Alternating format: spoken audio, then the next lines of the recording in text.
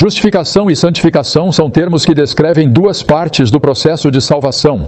É de fundamental importância compreender a relação entre elas e a condição daquele que deseja ser salvo pela morte expiatória de Jesus Cristo.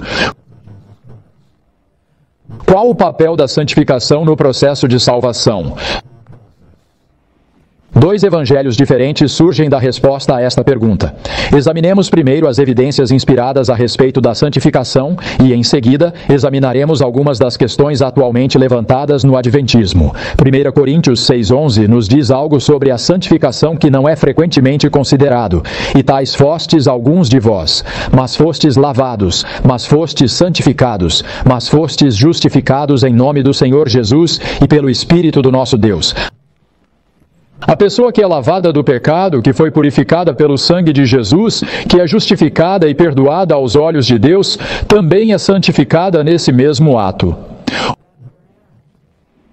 Um dos significados da palavra santificar é separar alguém ou algo para um uso santo. Quando somos justificados e lavados, somos separados para o uso de Deus. Deus nos olha não em nossas vestes imundas de pecado, mas agora vestidos com a justiça de Cristo. Somos declarados santificados ou separados para a santidade, assim como somos declarados justificados ou perdoados de nossos pecados. Exatamente dessa forma, o ladrão na cruz foi justificado e santificado porque havia sido separado para a santidade. Em Atos 26, versículo 18, Jesus fala a Paulo na estrada para Damasco, para lhes abrir os olhos e convertê-los das trevas para a luz e do poder de Satanás para Deus, a fim de que recebam remissão de pecados e herança entre aqueles que são santificados pela fé em mim. A missão que Deus deu a Paulo era levar os gentios ao perdão dos pecados e à salvação.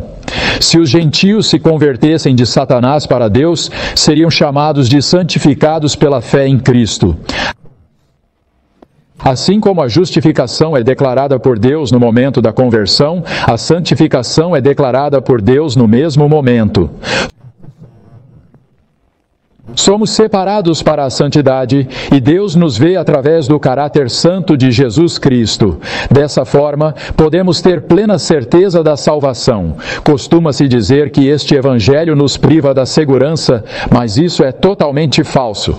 Quando o coração se rende e vestimos o manto da justiça de Cristo, temos perfeita paz e segurança à medida que continuamos a crescer em Cristo.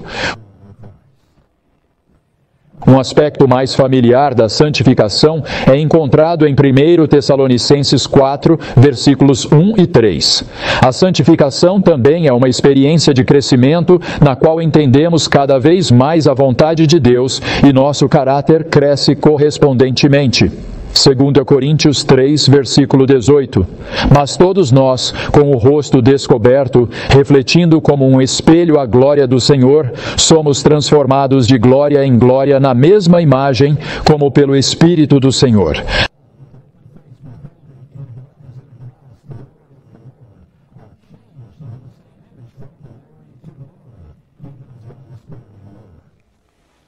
À medida que passamos mais tempo com Deus, vemos cada vez mais a sua glória e nos tornamos cada vez mais semelhantes a Ele em caráter. Nossas vidas refletem mais a sua santidade à medida que passamos mais tempo em sua presença.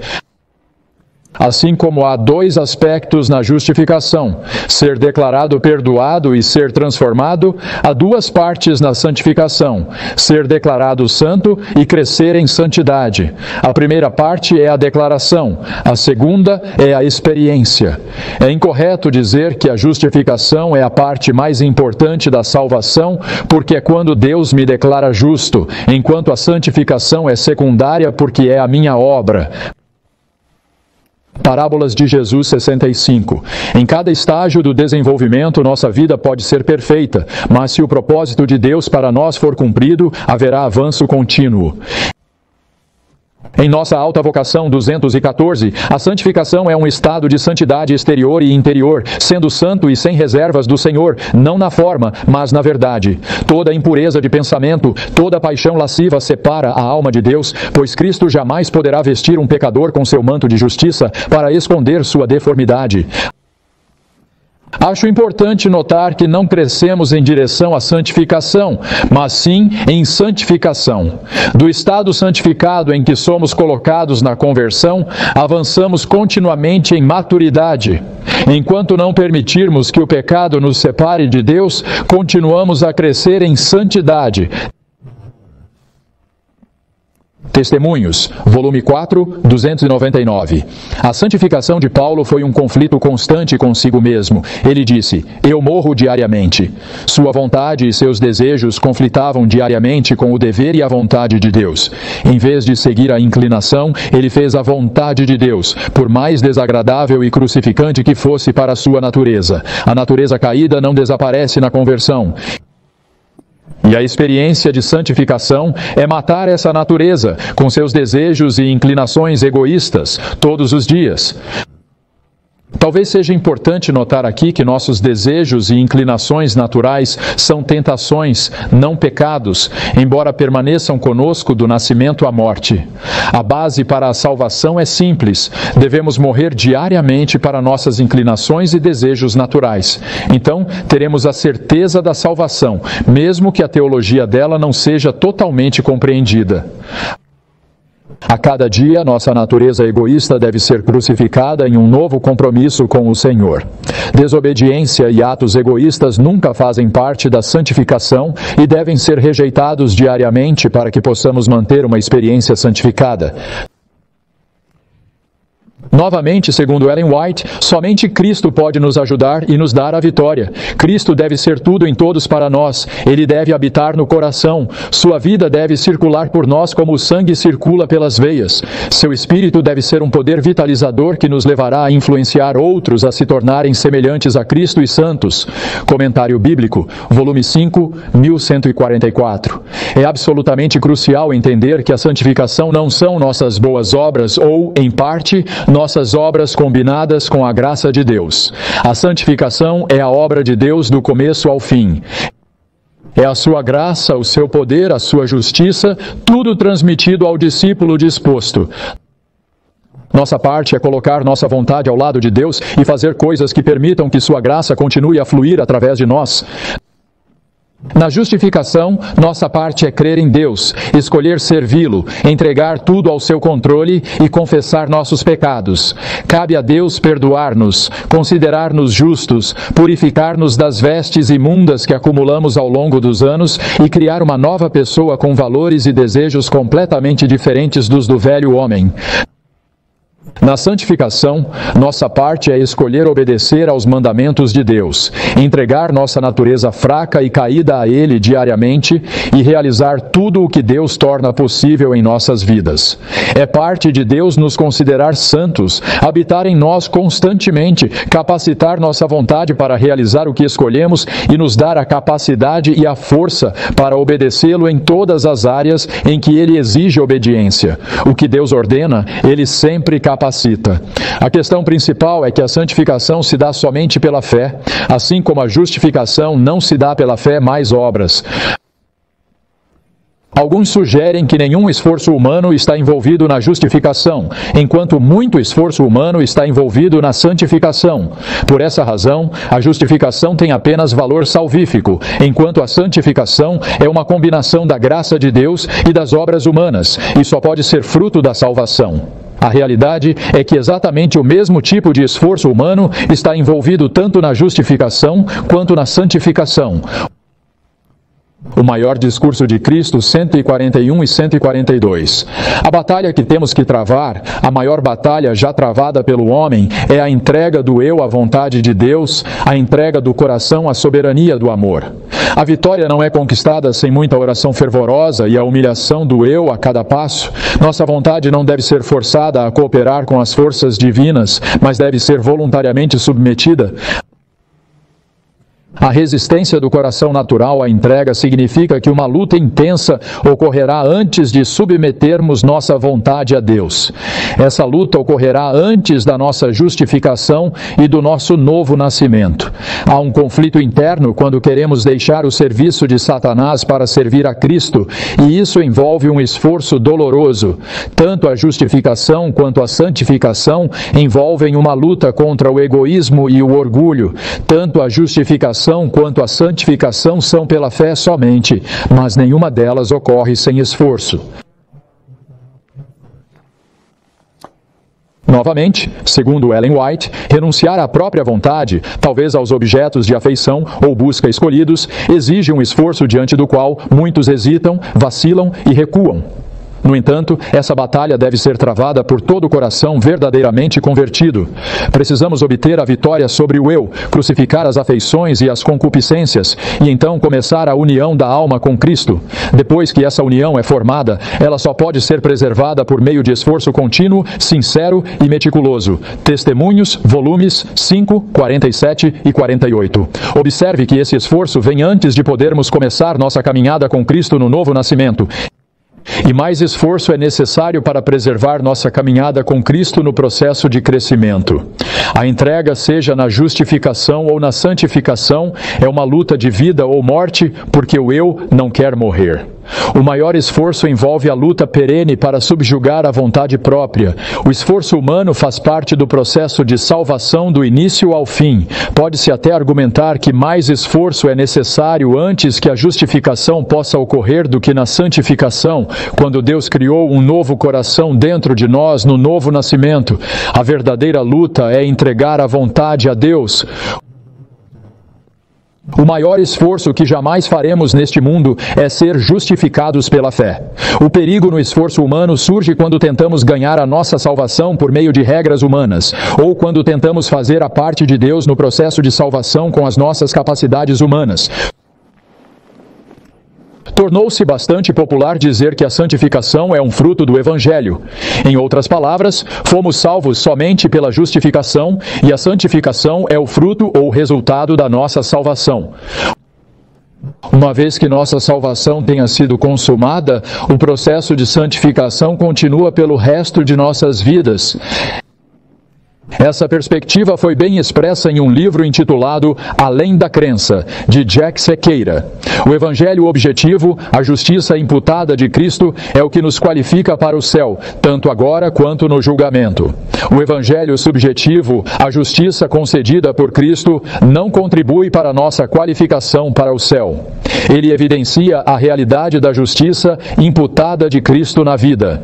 Justificação significa toda a justiça de Cristo que Ele nos concedeu, de modo que nada mais é exigido de nós para nos qualificarmos para o céu. A justiça que Deus obteve para toda a humanidade em Cristo, a justificação, é plena de mérito.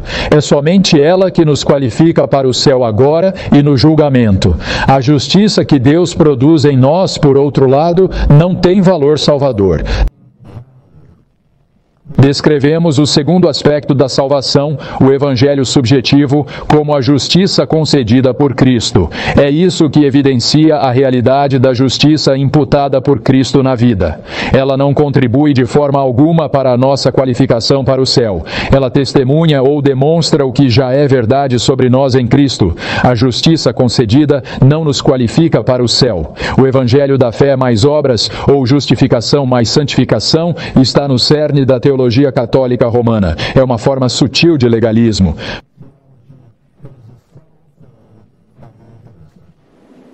Você percebeu? Justificação é equiparada à fé e santificação às obras. Por isso, a santificação, ou justiça concedida, não pode fazer parte do processo de salvação. Ela só pode começar depois que nossa salvação for consumada na justificação. A santificação só pode testemunhar a salvação. Ela não pode fazer parte do processo de salvação. Em outras palavras, é um fruto da salvação, não um pré-requisito para a salvação.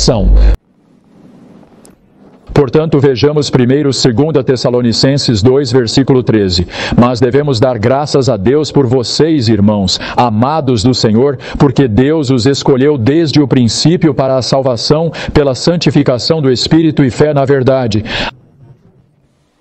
Aqui, nada é sequer mencionado sobre ser salvo pela justificação. Santificação e fé são os dois pré-requisitos para a salvação. Somos salvos pela santificação. 1 Pedro 1,2 acrescenta: eleitos segundo a presciência de Deus Pai em santificação do Espírito para a obediência e a aspersão do sangue de Jesus Cristo. Como é trágico que a morte expiatória de Cristo e a obra do Espírito Santo tenham sido divididas de tal forma que, como alguns afirmam, somos justificados pela obra de Cristo e santificados pela obra do Espírito Santo. A realidade é que a obra de Cristo e a obra do Espírito Santo estão envolvidas tanto na justificação quanto na santificação. Uma não é mais essencial que a outra. Caminho a Cristo 63. Nossa única base de esperança está na justiça de Cristo imputada a nós e no que é operado pelo seu Espírito trabalhando em nós e por meio de nós. Se a única esperança que temos é ter justiça imputada e justiça interior, então precisamos tanto de justificação quanto de santificação como parte do processo de salvação. Signs of the Times, 18 de junho de 1896. Pela fé em meu nome, ele lhe concederá a santificação e a santidade que o habilitarão para a sua obra em um mundo de pecado e o qualificarão para uma herança imortal em seu reino. Observe a palavra qualificar. A santificação nos qualifica para um lugar no céu. Compare isso com a declaração citada anteriormente de que nada mais do que a justificação é necessário para nos qualificar para o céu. Essa justiça concedida não contribui em nada para a nossa qualificação para o céu. Claramente temos uma contradição aqui. Mensagens Escolhidas, volume 1, página 395. Por meio da obra do Espírito Santo, a santificação da verdade, o crente torna-se apto para as cortes celestiais, pois Cristo opera em nós e sua justiça está sobre nós. Sem isso, nenhuma alma terá direito ao céu. Não desfrutaríamos do céu, a menos que nos qualificássemos para sua atmosfera santa pela influência do Espírito e pela justiça de Cristo. Sinais dos Tempos, 2 de maio de 1892. Ninguém terá direito à herança celestial se não tiver sido purificado, refinado, enobrecido, elevado e totalmente santificado. A santificação, a obra interior de Cristo e do Espírito Santo, nos prepara para o céu, nos dá direito ao céu e nos qualifica para o céu. Sem a santificação completa, não temos direito ao céu. De quantas outras maneiras isso poderia ser dito? Claramente, a santificação faz parte do processo de salvação. É um fator causal na salvação, não apenas um resultado dela. Acreditar que a santificação não é uma parte salvadora do Evangelho é ignorar algumas declarações muito claras e inspiradas.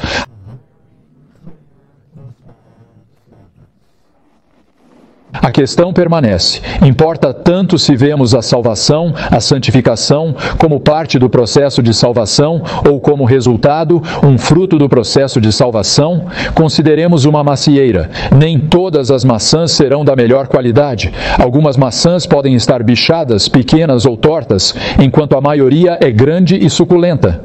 Consideramos a árvore insatisfatória a ponto de considerarmos cortá-la? Ou simplesmente ignoramos as maçãs podres, reconhecendo que elas podem ser toleradas desde que a árvore esteja produzindo maçãs consistentemente boas?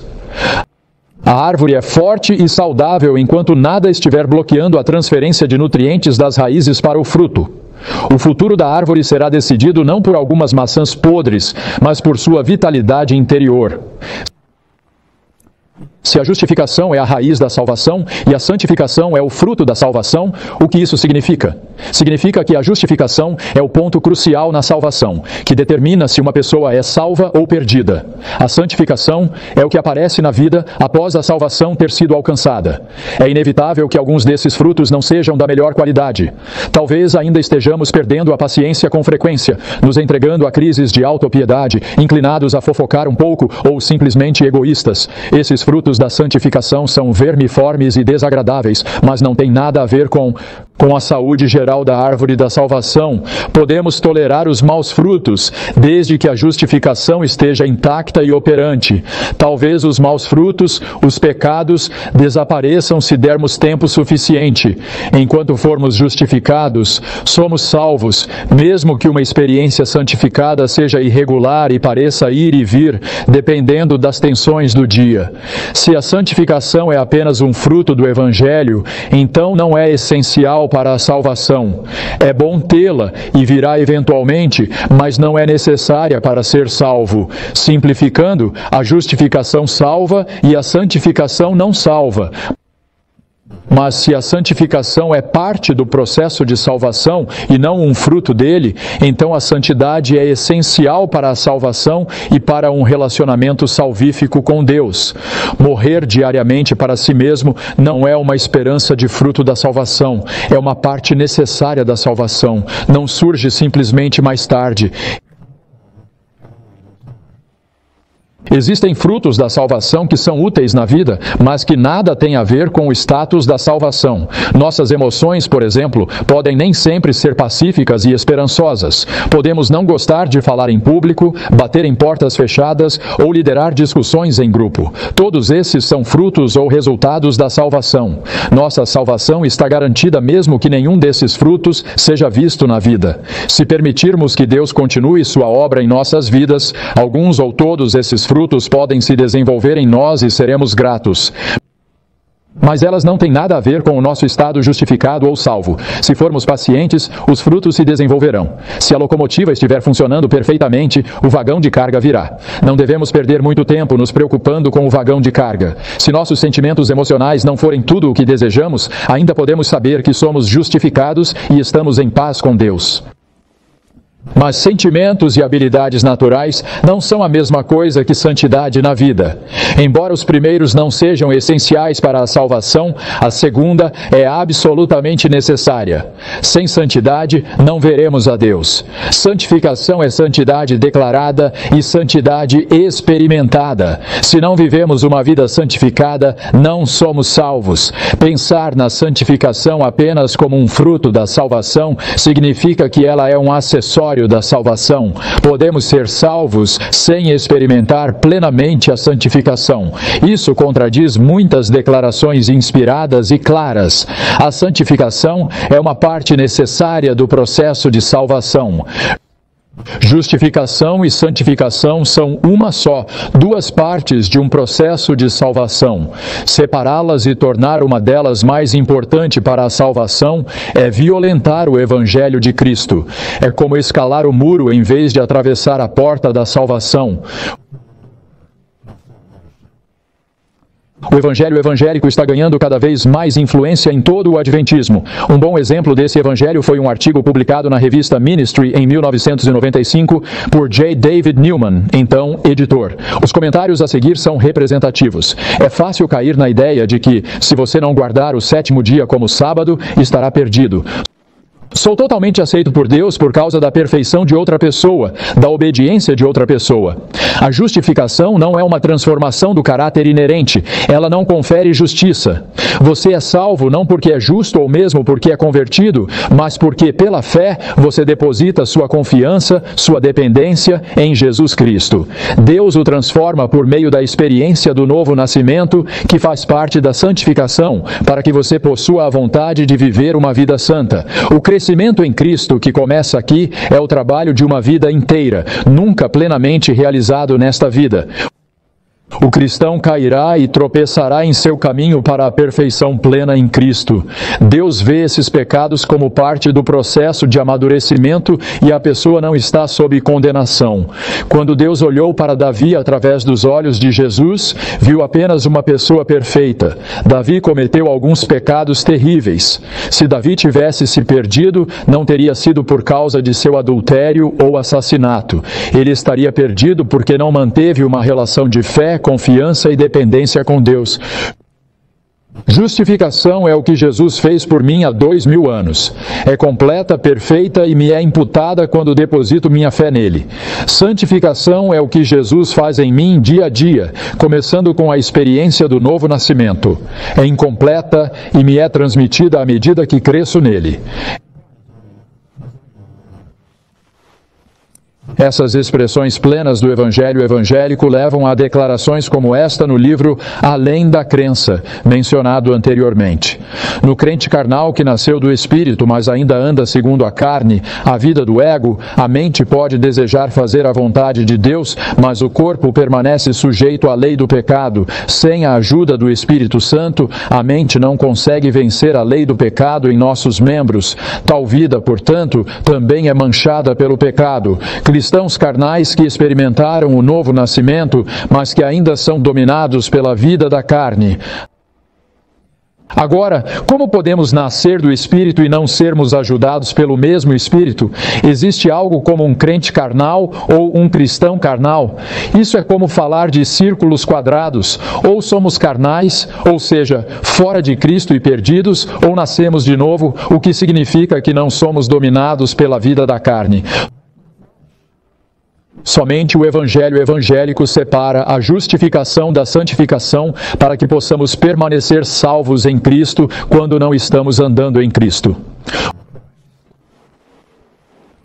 Um livro recente levanta esta questão crucial. É possível pecar e saber que está pecando e continuar fazendo o que está errado e ainda ser cristão? Esta é uma das perguntas mais importantes que nós, pecadores necessitados de salvação, poderíamos fazer. Em resposta, o livro nos remete à experiência dos discípulos de Cristo. Citação: os discípulos continuaram a discussão ao longo do caminho para Jerusalém, cuidando de seus assuntos inacabados. Eles sabiam que o que estavam fazendo era errado porque estavam atrasados em relação a Jesus. Agora, esse assunto inacabado era a discussão sobre quem seria o maior no reino de Cristo que em breve viria. Lembre-se, esses discípulos haviam sido perdoados por Jesus, levados a uma situação especial. Relacionamento com Jesus e separados para uma obra especial por Jesus. Eles haviam sido justificados, mas sua santificação não estava funcionando muito bem naquele momento. Eles não estavam experimentando a santidade naquele momento. Então agora continuamos esta ilustração. Nesta lição bíblica vemos que os discípulos eram culpados de pecado. Que pecado? O pecado do orgulho. O orgulho é um dos piores pecados aos olhos de Deus. Portanto, o pecado do qual os discípulos eram culpados não era apenas pecado, era um pecado grave. E eles sabiam que era errado, sabiam o que estavam fazendo e continuaram fazendo. E isso se qualifica na minha definição como pecado conhecido, pecado contínuo, pecado habitual, pecado acariciado, pecado persistente. Com base nessa história bíblica, podemos concluir que é possível ter um relacionamento com Deus e ter um pecado conhecido acontecendo em sua vida ao mesmo tempo. O conceito aqui é que, uma vez que os discípulos haviam sido justificados e seguiam a Cristo, o fato de pecarem voluntariamente não invalidava seu relacionamento com Cristo. Neste Evangelho, a única maneira de alguém perder a salvação é rejeitar a Cristo e a justificação. Enquanto alguém professa seguir a Cristo e foi justificado, o estado de santificação é irrelevante para a sua condição de salvo.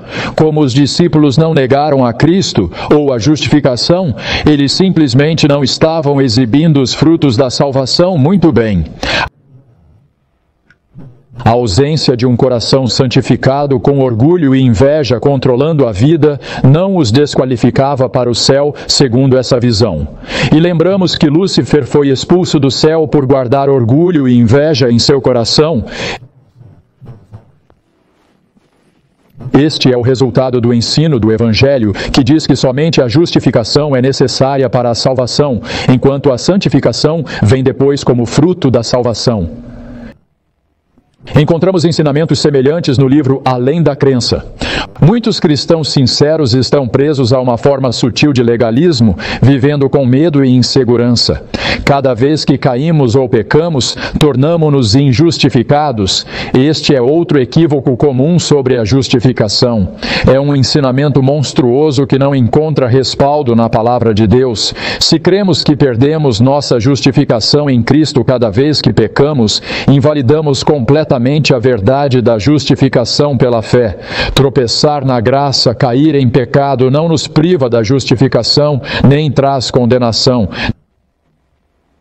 Neste evangelho, os discípulos estavam apenas tropeçando na graça, por isso permaneceram justificados e salvos, enquanto o espírito de Satanás controlava seus corações. Este é o resultado do ensino de que somente a justificação qualifica alguém para a salvação, enquanto a santificação é uma experiência adicional, uma vez que a condição de salvo já foi assegurada.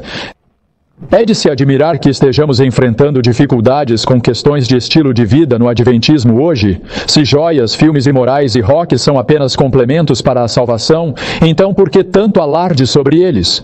Especialmente nossos jovens estão ouvindo essa mensagem com muita clareza. Nosso raciocínio sobre ser uma boa testemunha, uma pessoa madura ou um exemplo melhor é muito fraco e ineficaz contra o glamour das atividades pecaminosas.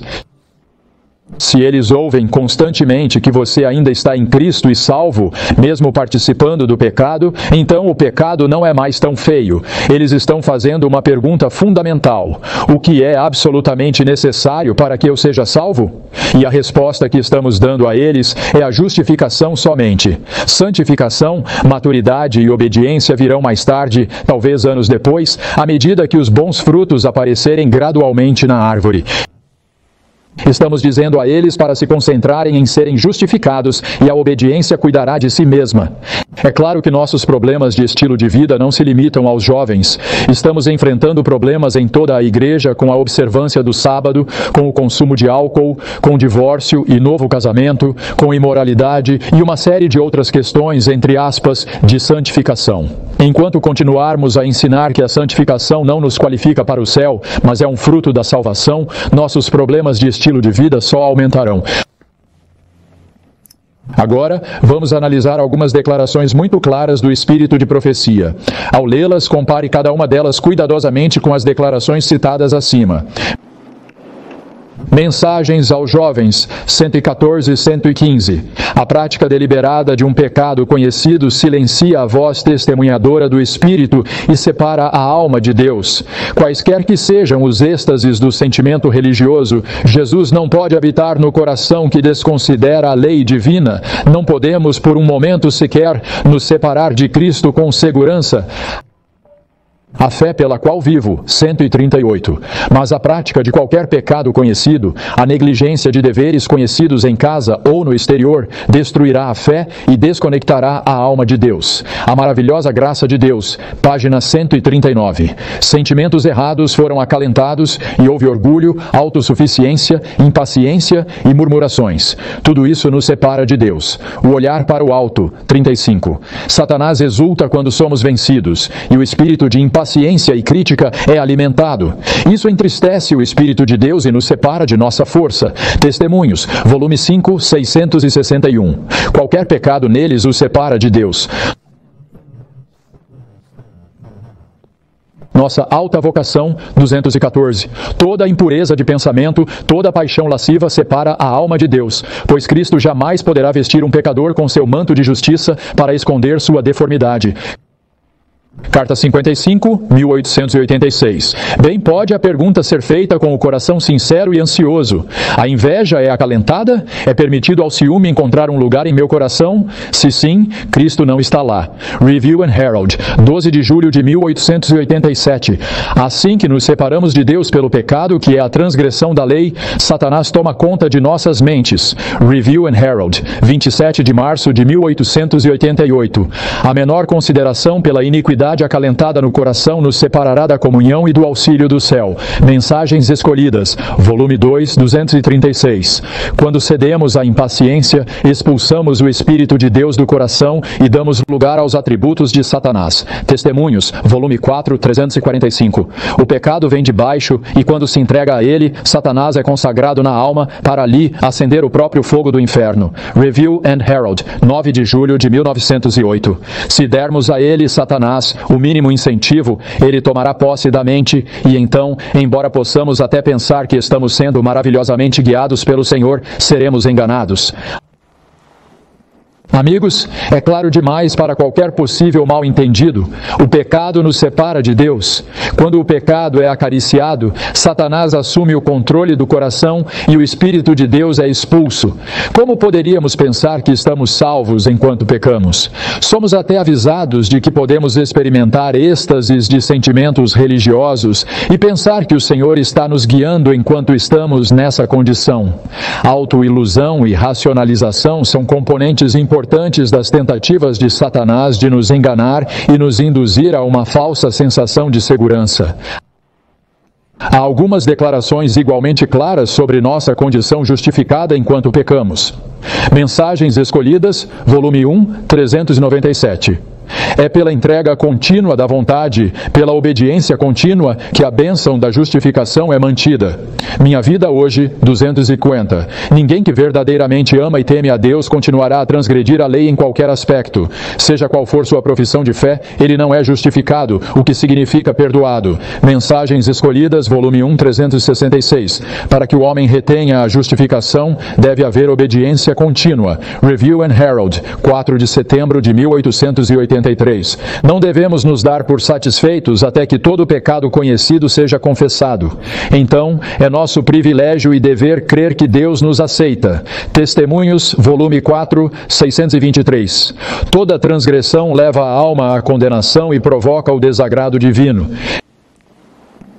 É absolutamente claro que o estado justificado e a obediência estão tão intimamente ligados quanto o nosso hidrogênio e oxigênio na água. Onde falta obediência, não há justificação. Somente quando nossos pecados são confessados, razão pela qual não participamos deles, é que somos aceitos por Deus. Todo pecado que escolhemos cometer traz consigo a penalidade da condenação. Por mais engenhosos que sejam os recursos interpretativos, o evangelho evangélico não pode ser sustentado pelo espírito de profecia. Enquanto os discípulos discutiam sobre quem era o maior entre eles, enquanto seus corações estavam cheios de orgulho e inveja, eles se encontravam em um estado não santificado, injustificado e não salvo. Somente mediante arrependimento e confissão, a salvação poderia ser restaurada.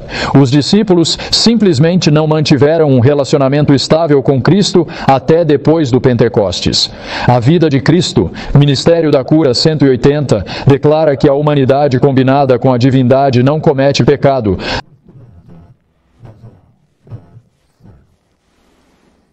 Não é fácil entender que a conexão divino-humana em Cristo torna o pecado impossível enquanto a conexão for mantida? Então, por que a conexão divino-humana em nós seria diferente? A natureza divina em nós cometerá pecado quando não o fez em Cristo? Portanto, quando estou pecando, fica claro que rompi a conexão de alguma forma, e minha primeira prioridade deve ser restaurá-la. Youth's Instructor, 10 de fevereiro de 1898. Rudeza, aspereza nas palavras ou nos modos, maledicência, palavras apaixonadas não podem existir na alma que olha para Jesus. Em outras palavras, comportamento não cristão e um relacionamento genuíno com Cristo são incompatíveis. Podemos ter um ou outro, mas não ambos ao mesmo tempo. Talvez seja bom olharmos para o panorama geral aqui. O pecado não diz respeito apenas a mim e a minha salvação. Pecado é desonrar a Deus e provar que Satanás está certo no grande conflito, quando afirma que a lei de Deus não pode ser obedecida, particularmente por aqueles que têm natureza decaída. Como Deus pode ser vindicado quando seu povo prova que Satanás está certo boa parte do tempo? É por isso que os pecados dos crentes são muito mais graves do que os pecados dos incrédulos. Eles estão mostrando que a lei de Deus e seu poder não são páreo para os enganos de Satanás.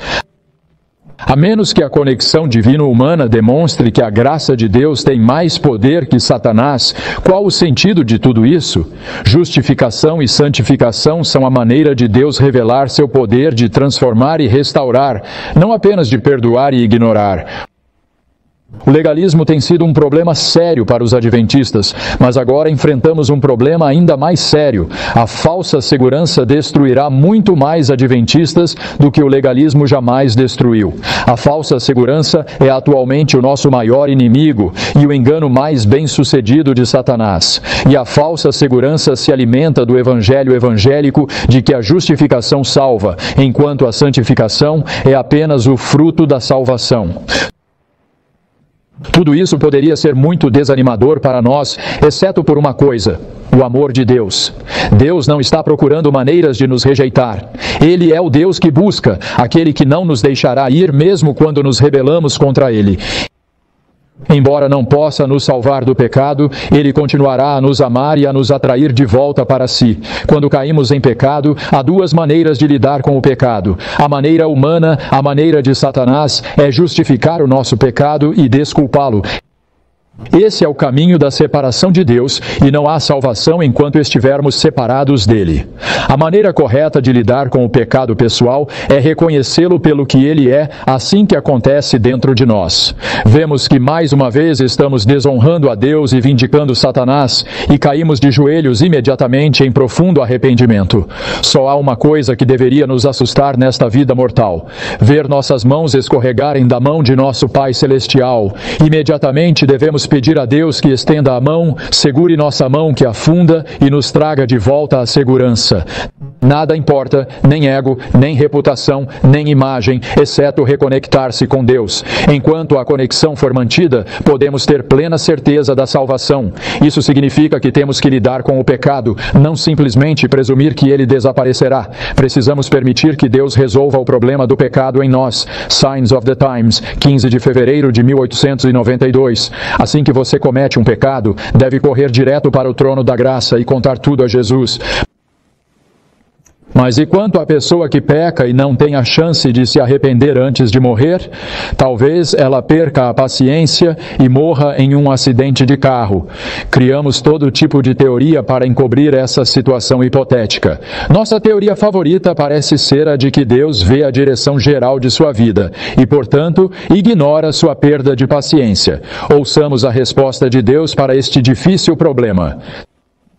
Testemunhos, volume 5, 338. Satanás tem procurado afligir e arruinar você e até mesmo tirar sua vida, mas seu Salvador o protegeu repetidas vezes para que você não fosse abatido quando seu coração estivesse cheio de um frenesi satânico, sua língua proferindo palavras de amargura e incredulidade contra a Bíblia e contra a verdade que você outrora defendeu. Nossa alta vocação, 23, é que os anjos nunca abandonem o tentado a orar ao inimigo que destruiria as almas dos homens se lhe fosse permitido. Enquanto houver esperança, até que resistam ao Espírito Santo para sua ruína eterna, os homens são protegidos por inteligências celestiais. Testemunhos, volume 1, 345. A resposta?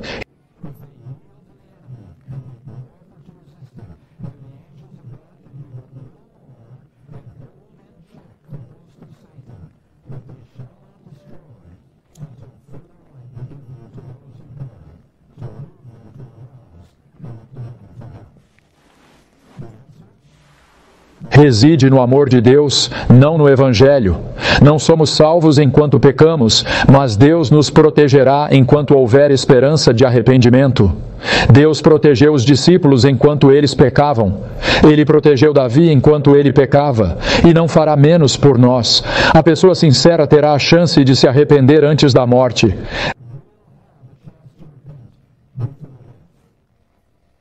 Essa é a promessa de Deus e devemos confiar nela em vez de em falsos evangelhos. Qualquer um que lhe garanta que há segurança na desobediência está ensinando um falso evangelho que é muito mais sério do que um falso dia de adoração. Haverá muitas pessoas no céu que nunca guardaram o sábado, mas não haverá desobedientes lá. É por isso que Satanás está tentando desesperadamente substituir o verdadeiro evangelho por um falso. Ele não precisa destruir o sábado, nem o sono da alma, nem a segunda vinda. Tudo o que ele precisa fazer é destruir o evangelho do adventismo, e ele selou nossa ruína, porque simplesmente não há como o adventismo completar sua missão sem o evangelho eterno. É assim que ele tenta enganar os próprios eleitos hoje. Os eleitos estão ouvindo aqueles em quem confiavam e respeitavam proclamarem um falso evangelho, e ele é muito persuasivo. Que Deus nos ajude nesta emergência. Alguns se perguntam como conseguem discernir entre a verdade e o erro quando há pessoas confiáveis ensinando coisas opostas. A melhor maneira de julgar o trabalho de um professor não é pelo que ele ou ela diz. A melhor maneira prática de determinar a verdade e o erro é observar o efeito líquido da mensagem sobre aqueles que creem nela. Não se concentre em alguns extremistas que levam a mensagem ao fanatismo, mas observe o que está acontecendo em geral entre aqueles que a aceitam.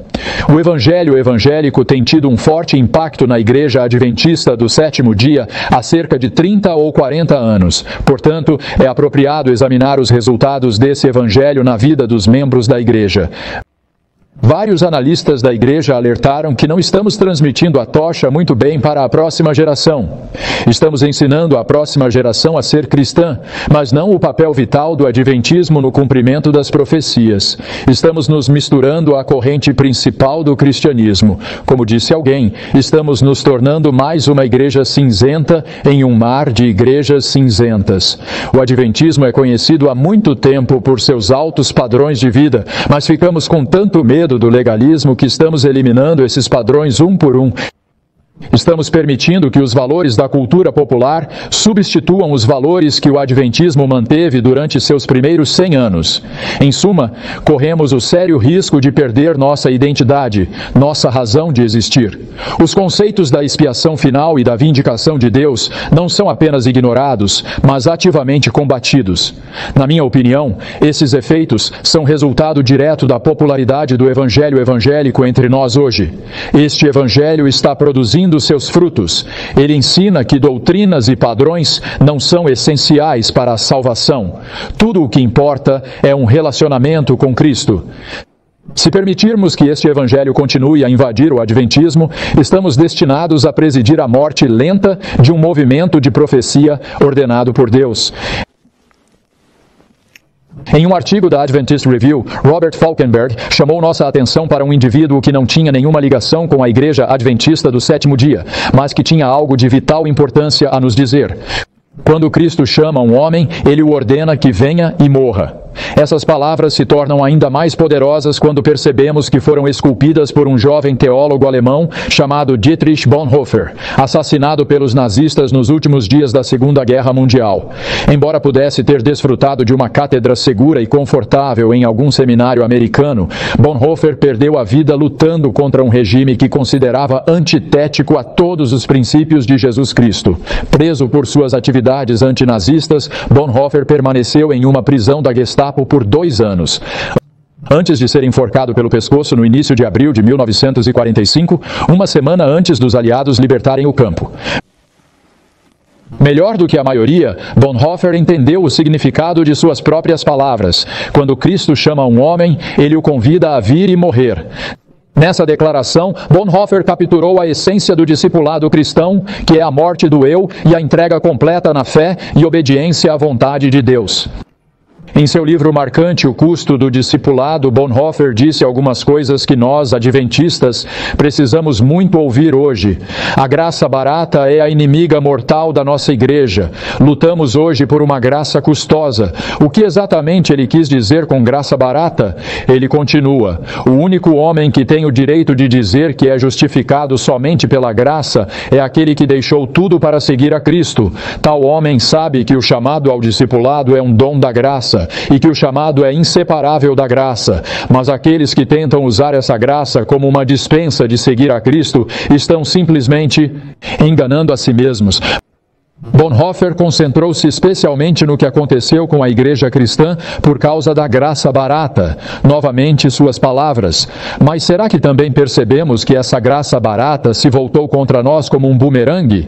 O preço que temos que pagar hoje, na forma do colapso da igreja organizada, é apenas a consequência inevitável da nossa política de disponibilizar a graça a um custo muito baixo. A graça barata revelou-se totalmente implacável para com a nossa igreja evangélica. Essa graça barata não tem sido menos desastrosa para a nossa própria vida espiritual. Em vez de abrir o caminho para Cristo, fechou-o. Em vez de nos chamar a seguir a Cristo, endureceu-nos na nossa desobediência. Talvez tivéssemos ouvido o gracioso chamado para segui-lo, e com esse comando, até mesmo dado os primeiros passos no caminho do discipulado, na disciplina da obediência, apenas para nos vermos confrontados com a palavra da graça barata. Não era isso implacável e duro? O único efeito que tal palavra poderia ter sobre nós era barrar o nosso caminho para o progresso e seduzir-nos ao nível medíocre do mundo, extinguindo a alegria do discipulado, dizendo-nos que estávamos seguindo um caminho de nossa própria escolha, que estávamos gastando nossas forças em nos disciplinar em vão, o que não era apenas inútil, mas extremamente perigoso. Afinal, nos disseram, nossa salvação já havia sido alcançada pela graça de Deus. O pavio fumegante foi impiedosamente extinto. Tendo-se apegado à graça barata, eles foram impedidos para sempre de conhecer a graça custosa.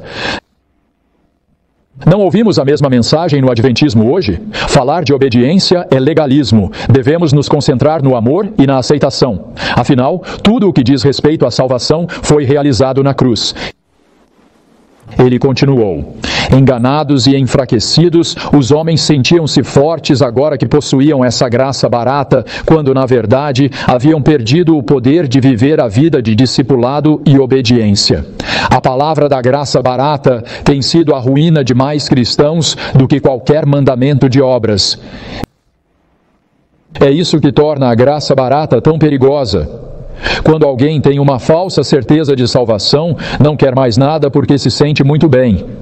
A graça custosa, que envolve rendição e obediência, é vista como fanatismo. E como é fascinante que 50 anos atrás, falando em um contexto completamente diferente para uma igreja diferente, Bonhoeffer tenha alertado que a graça barata é muito mais destrutiva do que o legalismo.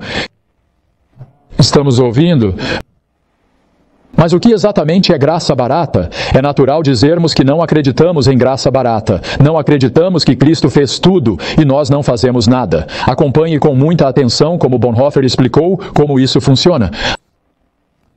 A ideia de uma situação em que a fé é possível é apenas uma maneira de declarar os fatos de um caso em que as duas proposições a seguir são válidas e igualmente verdadeiras. Só quem crê é obediente e só quem é obediente quem crê. É completamente antibíblico sustentar a primeira proposição sem a segunda. Pensamos que entendemos quando ouvimos que a obediência só é possível onde há fé.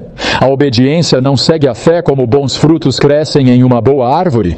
Primeiro a fé, depois a obediência. Se com isso queremos dizer que é a fé que justifica e não o ato de obediência, tudo bem, pois esse é o pressuposto essencial e inquestionável de tudo o que se segue. Se, no entanto, fizermos uma distinção cronológica entre fé e obediência, e se fizermos a obediência subsequente à fé, estaremos divorciando uma da outra.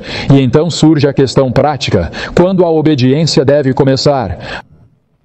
A obediência permanece separada da fé. Do ponto de vista da justificação, é necessário separá-las, mas nunca devemos perder de vista sua unidade essencial, pois a fé só é real quando há obediência, nunca sem ela, e a fé só se torna fé no ato da obediência. Desde então, não podemos falar adequadamente de obediência como consequência da fé, e como nunca devemos esquecer a unidade indissolúvel das duas, devemos colocar a proposição de que somente aquele que crê é obediente ao lado da outra, de que somente aquele que é obediente crê. Num caso, a fé é uma condição para a obediência, e no outro, a obediência é a condição para a fé. No fim das contas, o primeiro passo da obediência se revela um ato de fé na palavra de Deus. Deus. Mas estaríamos completamente enganados sobre a natureza da graça se supuséssemos que não havia necessidade de dar o primeiro passo porque a fé já estava presente. Contra isso, devemos afirmar com ousadia que o passo da obediência deve ser dado antes que a fé seja possível. A menos que obedeça, o homem não pode crer. Observe com muita atenção o ponto que ele quer dizer aqui. Se considerarmos a obediência um fruto da fé justificadora, então divorciamos a fé da obediência, pois a obediência não é mais essencial para a salvação. A obediência pode logicamente começar 10 anos após a justificação, pois não faz parte dela. Lembre-se também de que o cerne do evangelho evangélico é que a obediência não é um sinal de justificação, mas um fruto da justificação. Bonhoeffer está aqui atacando o próprio cerne do evangelho evangélico. O que exatamente é graça barata, segundo Bonhoeffer? Ensinar que a obediência segue a fé, assim como bons frutos crescem em uma boa árvore. Ensinando que a obediência é o resultado da salvação e não a condição para a salvação. Isso, disse ele, está destruindo a igreja e causando a perda de mais almas do que o legalismo. Talvez seja importante lembrar que suas conclusões se baseavam unicamente em evidências bíblicas. Ele via claramente a relação unificada entre fé e obediência. Separá-las é ensinar graça barata. Com base nesse entendimento, a graça barata não está sendo amplamente ensinada na Igreja Adventista do Sétimo Dia? Quão importante é nos lembrarmos novamente de que a fé só é real quando há obediência, e a fé só se torna fé no ato de obediência. Obviamente, a obediência é a condição para que haja fé.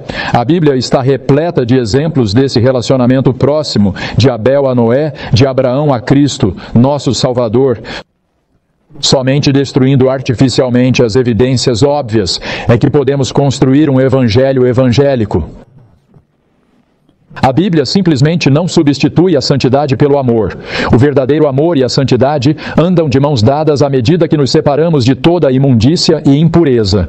Quando perdemos o desejo pela santidade pessoal, a doutrina da santificação desaparece. A inspiração nos lembra que, entre aspas, a santidade de coração e a pureza de vida eram o grande tema dos ensinamentos de Cristo. Perfeição, santidade, nada menos do que isso lhes daria sucesso na execução dos princípios que ele lhes havia dado. Testemunhos, volume 2, página 445. Eu recomendaria a seguinte sugestão prática sobre o envolvimento pessoal em o processo de justificação-santificação. Testemunhos, volume 5, 514. Cabe a você submeter sua vontade à vontade de Jesus Cristo. E ao fazer isso, Deus imediatamente tomará posse e operará em você o querer e o realizar segundo a sua boa vontade. Toda a sua natureza será então posta sob o controle do Espírito de Cristo e até mesmo seus pensamentos estarão sujeitos a Ele. Você não pode controlar seus impulsos, suas emoções, como desejar, mas pode controlar a vontade e realizar uma mudança completa em sua vida. Ao submeter sua vontade a Cristo, sua vida estará escondida com Cristo em Deus e aliado ao poder que está acima de todos os principados e potestades. Mesmo que as distinções teológicas sejam difíceis de entender, podemos fazer isso. Podemos entregar a vontade a Jesus. Podemos permitir que Ele tome posse plena de nossas vidas. Podemos permitir que Ele faça a sua boa obra em nós. Somente assim teremos poder sobre a nossa natureza caída e sobre Satanás. Se entregarmos a vontade diariamente a Jesus, teremos poder além da nossa capacidade de explicar, e não precisaremos depender de um falso evangelho para nos dar uma falsa garantia de salvação. O caminho de Deus é sempre melhor do que as invenções humanas. Que o evangelho de Abraão, Jesus e Paulo seja o nosso evangelho hoje.